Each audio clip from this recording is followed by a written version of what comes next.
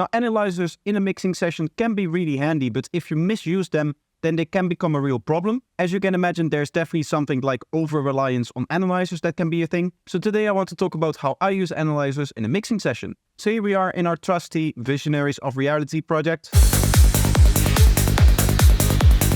This is a track that I play often over on the Eclipse label where I do the monthly mixes. And this mix is still in a draft stage. At this point in time though, I do have all of the revisions written down. As you can see, there's quite a lot of revisions for all of the different tracks for the album. So I still have quite a lot of work to do, but none of that work really includes using a lot of analyzers. Because yes, it is true that when it comes to my master channel here, if I open this up a little bit more, I have a Psyscope analyzer and stereoanalyzer. I don't really use this much during mixing. This is just in there for a template thing, and every once in a while I open it up and I just maybe look at it, mainly more for entertainment than actually taking any value out of it. Especially with M-Analyzer over here, which is showing a spectrum. Out of the three, the one that I actually use and that I actually look at for information during the mixing stage the most is going to be Psyscope. And the reason for that is really, really simple, because usually when you need to take a look at these kind of analyzers, so for example, the spectrum or the stereo width, in this case, you're probably working with a plugin that is going to alter the stereo width, which usually comes with this kind of analyzer. And if you're looking at the spectrum, you're probably going to open up an EQ pretty soon, which comes with an analyzer. So to be honest, having these analyzers over here doesn't really do anything if you have the exact same analyzer, which in this case, it is literally the exact same background for the analyzer. Then it doesn't really make sense to have these on just your master chain and to, I don't know, solo an element so that you can go over here, look at it, go into a different plugin, and then go make your modifications. Because as you can imagine, you just have those analyzers in the plugins themselves and you just use those. That being said though, I don't really use the analyzers even in the plugins a lot to make decisions. Of course, when you're actually in the mixing phase and when you're trying to find and identify the space that every sound needs to sit in, you're just doing that with your ears. Hey, does this ever happen to you? Then maybe you also recognize this. Fear not, I have the solution for you from today's sponsor, dbdone.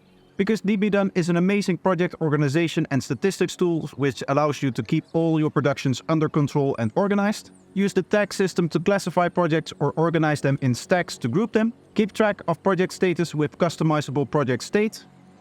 Quickly add files to projects, include notes, add tasks, or even share productions with others. All of that should be enough to keep you in control of your productions and on top of your game. So if any of that interests you, make sure to check out the link in the description to start using it for free. And if you're considering upgrading to a full version, make sure to use the code projector30 so that I get a little bit of a kickback from your purchase. So thank you dbdone for sponsoring this video. Now let's get back into it. And really where these analyzers do become useful is when you do hear something with your ears, but you cannot really narrow down to what exactly it is that you're hearing. So, for example, it's going to be a little bit hard finding an example of this, but let's say that we go into a little bit of a bad sound. Maybe that's going to maybe give a good example here. Say one of these lusher break pads here.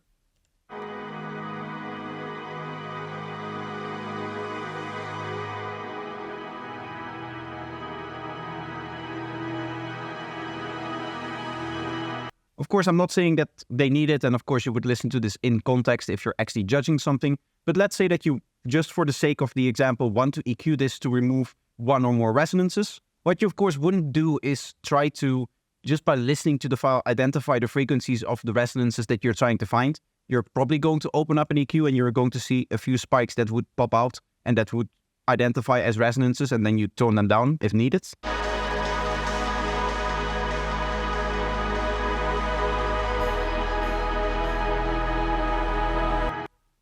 In this case, there isn't really anything standing out as being overly resonant and being overly in your face.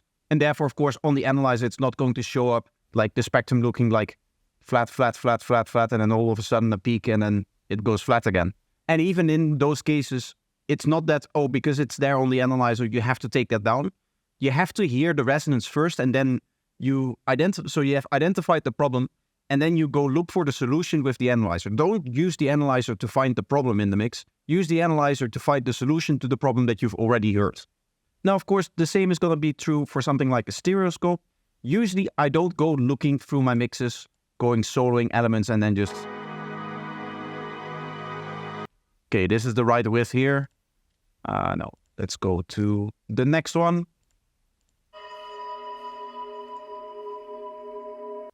oh, this may be a bit too wide because on the analyzer it looks a little bit too wide. I don't go for that. I don't do that. What I tend to do is I just listen to what I hear.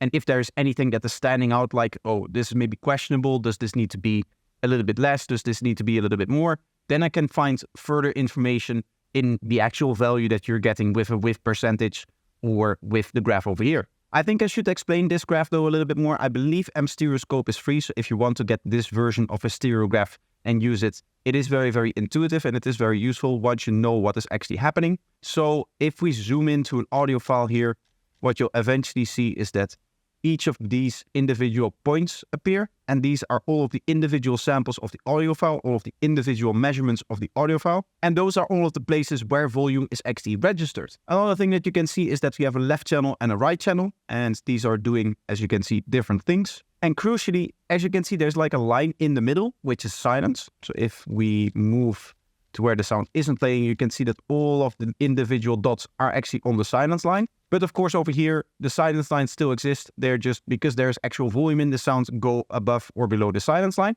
And for those that don't know, the reason why it goes above and below a line of silence and why it's not just volume going up is because this volume actually represents the position of your speaker at any given time. And the speaker can, of course, move both forward at you as well as backwards away from you. So the way that you can interpret this graph is that for any point in time, say that I put my cursor right here on this dot over here, what we're going to do is we're going to take the left channel, we're going to take this point and map it onto this line over here, with this being minimum loudness and this being maximum loudness, with this being the lowest value and this being the highest value. So the highest value would be over here somewhere and the lowest value would be over here somewhere in the middle. And then for the right track, the highest value that it can go to is going to be up here somewhere. So that's going to be here, meaning that this point is going to plot from the center line upwards, little less than halfway, maybe say over here. And of course, for this left channel, it is going to go right down ever so slightly over here. What we can do is we can represent these 2 points together by taking a vector product and going, say, over here. Now you can imagine that if you do that for 48,000 points every second, because I'm running at 48K sample rate, you get a graph that looks like this.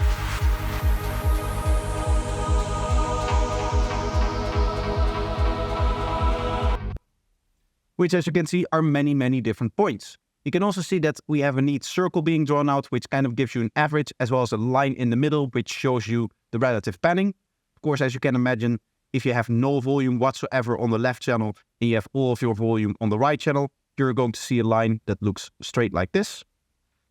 And I can, of course, quickly show that by soloing this pad again over here and just panning that to the right fully.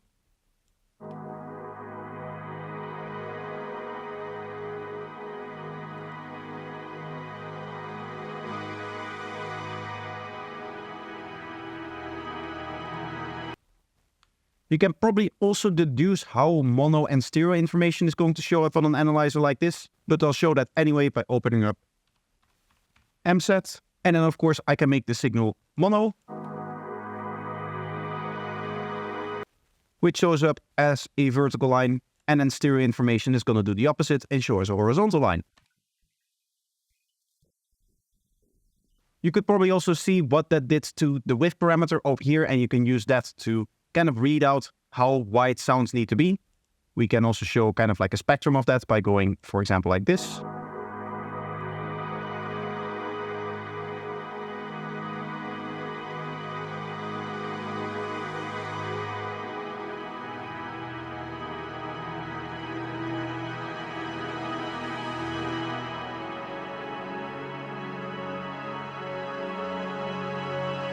You can kind of hear where you get a little bit more of a natural sound, where the sound is coming a little bit more from in front of you, like this.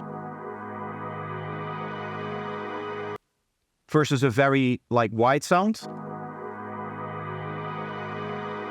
Seems to happen kind of everywhere in space. And then you can get an ultra wide sound, which is going to sound like it's unnaturally coming from far away.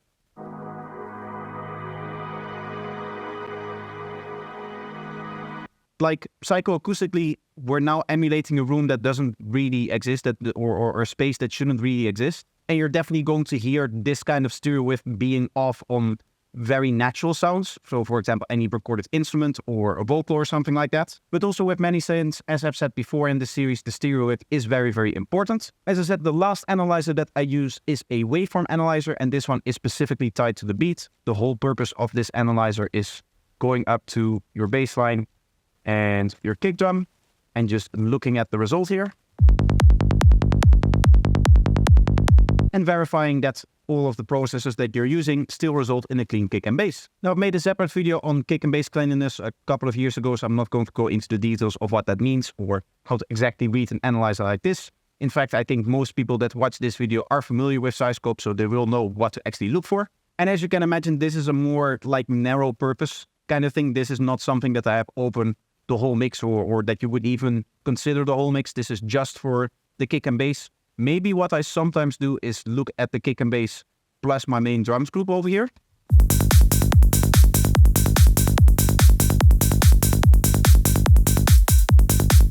And the reason why you would do that is to see if there isn't any like major spikes coming out of, say, for example, the transients over here or the kick transient or something like that. But usually with the way that I produce, with the way that I mix, that isn't the case. And this is not something that I personally have to like always check by default. Some people do, some people make very bright kick and bass. And in that case, you can get really strong spikes from your bass alone. And that combining with some of your main hats or a really sharp kick transient combining with a snare can really cause some really nasty spikes. And this is not something that you would want to have going into, say, for example, your master limiter or any kind of group compression that you may be doing on, say, for example, a mix bus. So those are all of the analyzers that I use and how I use them. If there's something that you use which you think would help me, please let me know in the comments down below. But that's going to be the video for today, so I hope you enjoyed it. Let me know if you did by leaving a like. And of course, if you want to see more of this series, make sure that you're subscribed. Another way of supporting the channel is by watching some more of my content, which you can do because I have put 2 videos up on the screen which you can choose from. So just pick one of them and start watching, and then at the end of that video I'll say something similar again, and again you're going to get 2 videos and you can just continue watching like that. Bye bye!